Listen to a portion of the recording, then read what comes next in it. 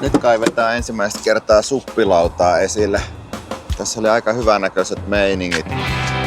Tää on vähän tämmönen, tää ei ehkä ihan vuono oo, mutta tämmönen vuonomainen paikka. Turkoosia vettä ja äsken oli ihan tyyntä. Nyt tietysti just kun vaihdettiin uikkarit ja pantiin auto parkkiin, niin alkoi vähän niinku tulee tommoista pientä tuulenvirettä, mutta katsotaan päästäisikö me vähän kokeilemaan suppilautaa. Täältä se löytyy. Ei oo markiisiakaan käytetty ollenkaan tällä reissulla. Siellähän on. Oli vielä se airo tuolla erikseen. Mela.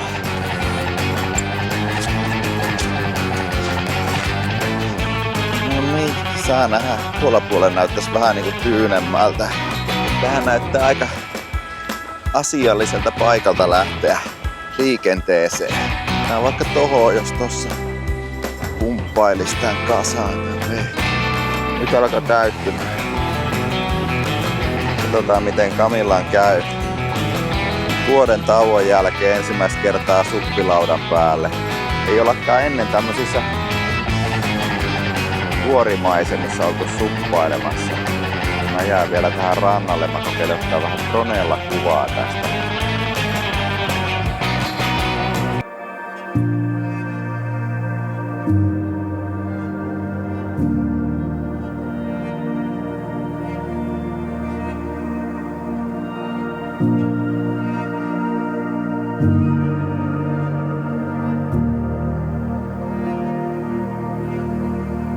Niin, tämmöstä. Tässä ei ole ihan niin isoja nää kukkulat, mutta on kuitenkin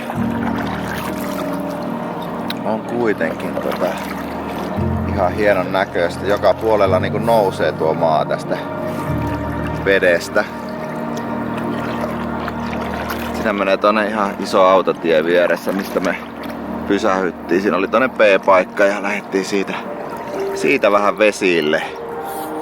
Reissu alkaa olla jo loppupäässä ja oli vielä suppilauta käyttämättä, niin pitihän se vähän lähteä. Onhan tässä kyllä fiilistä.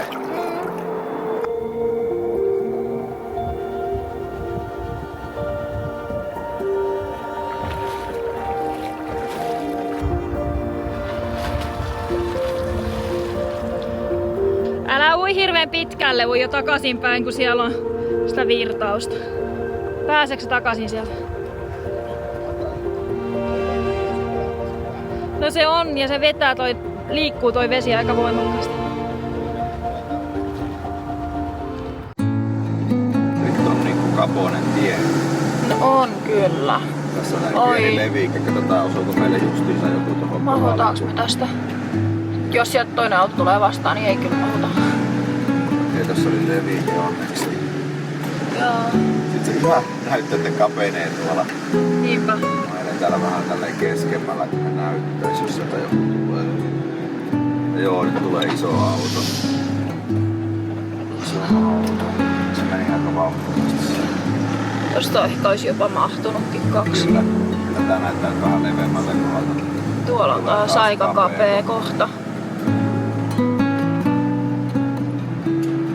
Täällä oppii kyllä ihan uusia taitoja, niin jos tästä täytyy tälle katsoa. Tää on niin toisaalta tehty silleen, että tuosta niin näkee, että onko siellä ketään tulossa. Tultiin Oddassa tämmöiselle levähyspaikka-kioskipaikalle ja täällä on ihan huikeet koski ja mieletön vesiputous tuossa vieressä. Aivan niin kuin mahtavan näköinen paikka. Käydään vähän kattelemassa. Kattelee miltä se näyttää tuosta lähempää. Ja on kyllä mieletön. Tässä on itse asiassa 3 tämmöistä putousta lähekkäin. 2 tällä toisella puolella isoa ja sitten 1 pienempi tuolla toisella. Vielä Ducato oottelee taas. Matka jatkuu.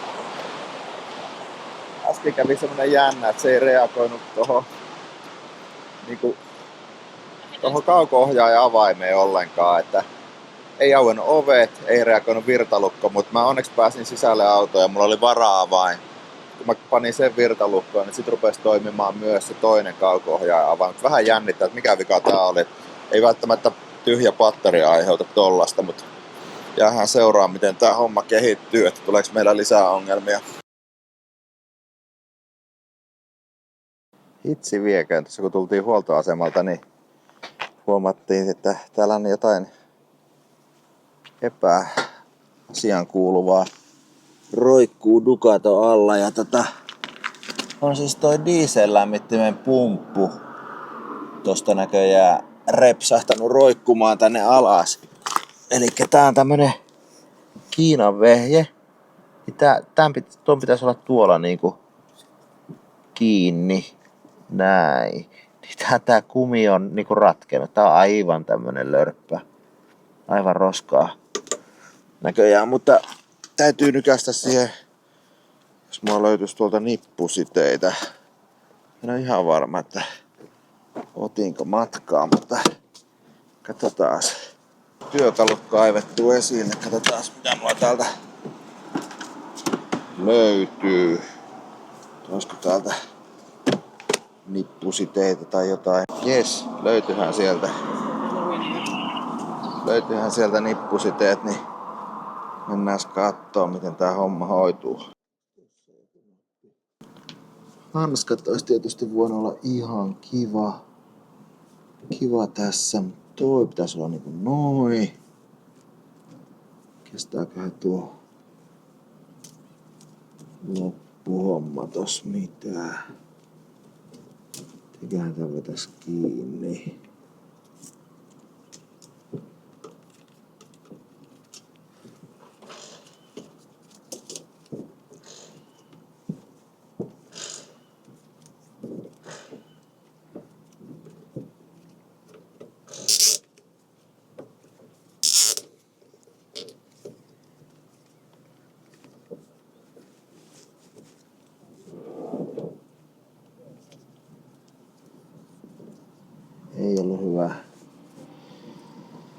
Ei ollut hyvä tämä, ei. Laitapa hanskat. Noniin. Se on nyt siinä korjattu nippusiteellä, mutta asento on oikea, tulee pikkasen yläviistoon, niin ei kai tässä mitään. Tää on ihan jämpti nyt. Tää korjataan sitten jotenkin paremmin tää kotona.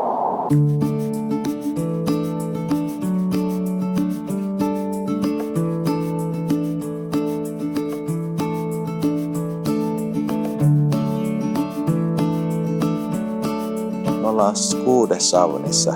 Tää on tämmönen söpö kalastaja kyllä täällä Norjan länsirannikolla. Täällä on siis monet rakennukset ilmeisesti 1800-luvulta asti. Tämmösiä valkoisia taloja ja punaisia kattoja. Sitten tossa on paljon purjelaivoja, vanhoja isoja laivoja satamassa. Ja semmoista hauskaa torimeininkiä. Tänne tultiin semmoista aivan mielettömän pientä tietä, missä se niin joutui silleen pysähtyä jopa välillä, kun toinen auto tuli vastaan. Se meni ihan meren rannassa. Se oli aika jännä. Kato mikä talo tossakin. Täällä Etelä-Norjassa kasvaa kukat tosi hyvin, kun täällä on tämmösiä tosi hienoja kukkia joka paikassa.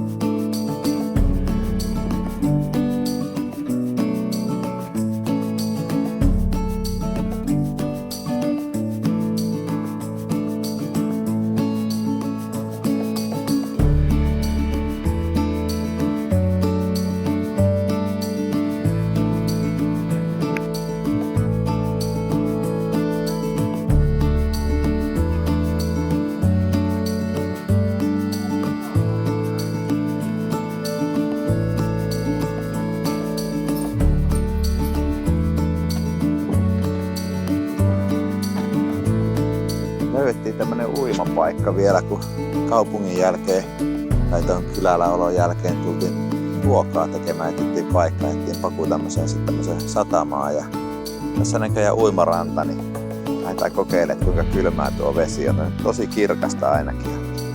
Näin, mutta saattaa olla tietysti tässä meressä aika kylmää.